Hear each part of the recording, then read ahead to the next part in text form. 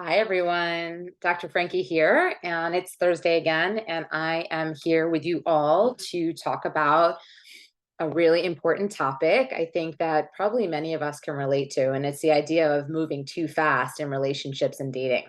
So if that sounds like something you do, definitely stick around today to listen to some of my thoughts and my recommendations. And if you haven't subscribed to my channel, please do and like, share, and comment to help spread the word, help others better understand themselves and figure out how to live healthier, happier lives by acquiring tools that I can share that I have learned over two decades of working as a clinical psychologist, a dating and relationship expert, a board certified sex therapist as well, and a matchmaker and the CEO of Little Gay Book and Little Black Book Matchmaking. So definitely follow me too on Instagram and TikTok, and you can find me there at Dr. Frankie Bashan. And visit my websites, littlegaybook.com and Little Black Book Matchmaking. And here we go. Let's talk about today's topic, which is moving too fast in relationships and dating. We all want love and connection. And it's natural that often when we think we might have found it, we want to dive right in real fast. And sometimes, though, that impulse can get us into trouble, right? We wind up jumping in headfirst to the deep parts of a relationship without even checking the water temperature first. We all know or have been that friend who tells us they've met the love of their life every few months or hands over keys to their apartment to their new date after 2 weeks. Why do we do this? And is it really such a problem? Here's what I've got to say about people who move too fast in relationships. Why is moving too fast a problem? Although there's no one correct timeline for romance or dating, and different things work for everyone, I do feel comfortable saying there's such a thing as moving too fast. The early days of dating and the milestones that are unique to them are crucial. They're a time to feel out compatibility, whether you want the same type of lifestyle and whether there are any major turnoffs that weren't immediately obvious.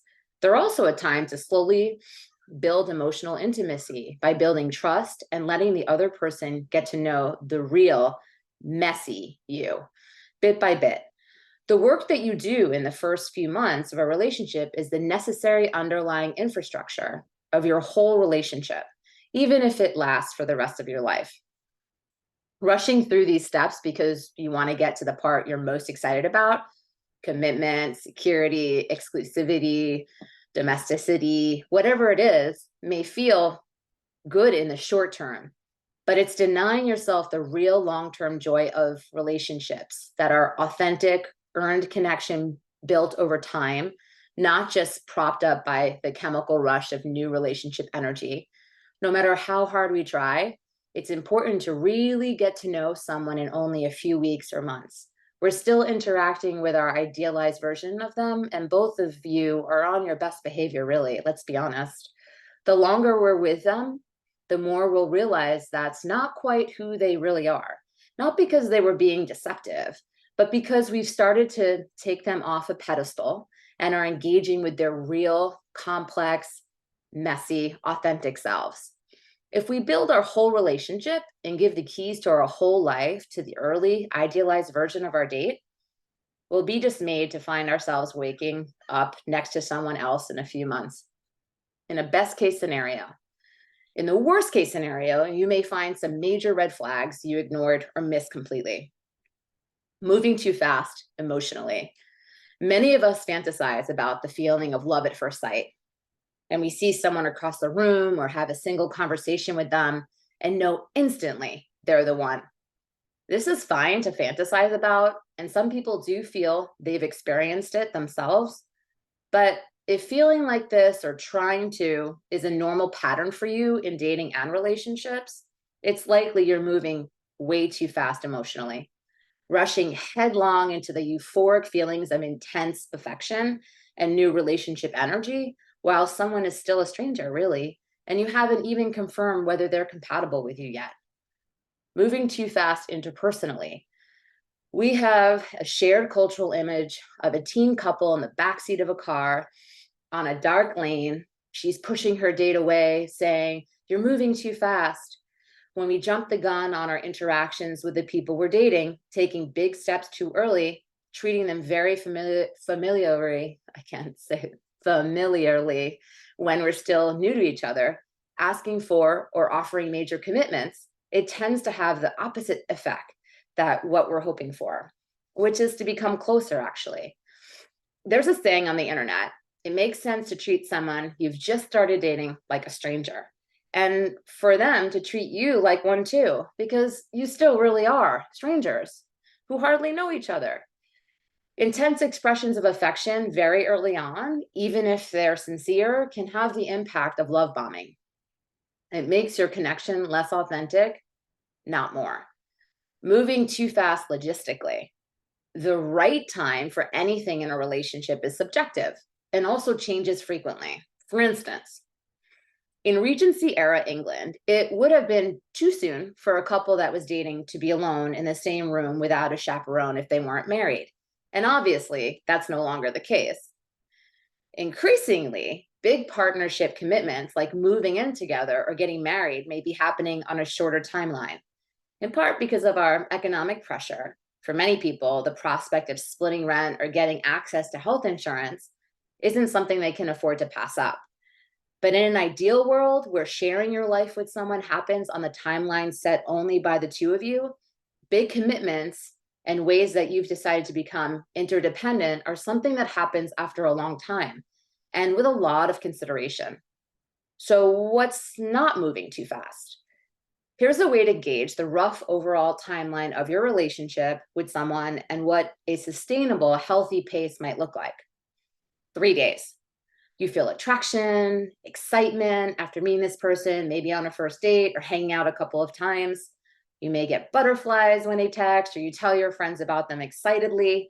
It's possible you imagine a far off future with them, what they'd be like as a spouse or a partner, just to see if they feel compatible in your gut.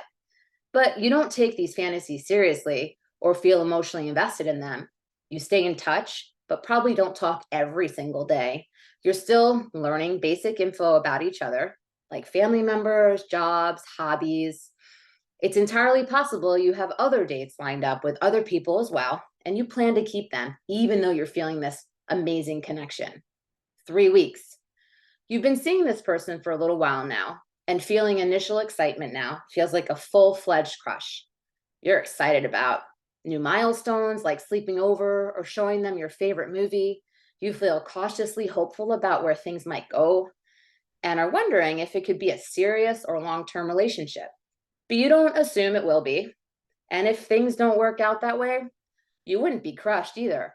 You're a little anxious or excited about whether they like you as much as you like them, but it isn't excruciating. You may be making plans for the near future, a concert next month, or vague plans to go to the beach in the summer, but aren't planning far out or talking about a shared life. You probably see each other once or twice a week and may or may not sleep over, but you don't see each other every day. Spend days on end at each other's places or keep your own stuff there. You may have met one or two of each other's friends, but not each other's families or kids if you're a parent. You may very well still be seeing other people. It's also possible you're starting to talk about being exclusive or having some kind of "what are we" conversation. You don't say "I love you," and probably you don't use titles like boyfriend or girlfriend or pet names like honey or babe. You're getting to know each other better with issues like past relationships, struggles at work, or major family issues, but aren't each other's main support systems. If a crisis comes up, you would tell them about it, but they wouldn't be the first person you'd call. You're interested in building something with them for sure, but also still on the lookout for red flags or deal breakers. If this person starts treating you poorly, their behavior changes, or you realize they're not compatible with you, you know you'd break up with them. It would feel bad and you'd be sad, but only for a little while. 3 months. At this point, it's normal to be considering yourselves in the early stages of a serious relationship. You likely consider yourselves partners, boyfriend, girlfriend, and you may even have said, "I love you." It's possible you've introduced this person to family and your friends. They may be your standing date for your friends' game nights or dinner parties. you likely spent a lot of time around each other's places, and maybe sleeping over a few nights a week or spending whole weekends over there. You may have some of your own things in their shower or bedroom. Your emotional intimacy might be getting significant. It's possible they are your first call if you need emotional support or a ride to urgent care. It would be too soon to move in, but it's possible you've given them an extra key to your place. You may be planning for the farther in the future. Your siblings' wedding next year, for example, or going to their family Christmas. It's likely you're thinking seriously about whether this person is the one or someone you want to be with in the long term. But you aren't making explicit commitments to that end yet, like proposing or mentally planning a wedding. You may still be on the lookout for potential deal breakers. You're starting to test out being more domestic and emotionally intimate. And if anything is revealed in that process that you don't like, you'd break up, and it would feel hard to do. I hope this was all helpful for you all. I know that I have seen many clients, friends, family, even myself at different stages in my life move too quickly, and causes me and causes us to make bad choices, and then possibly even have regret. So hopefully you will think through just moving slowly and what that may look like. Thanks so much for tuning in today, and I will see you all next Thursday. Big hugs. Take care. Bye, everyone.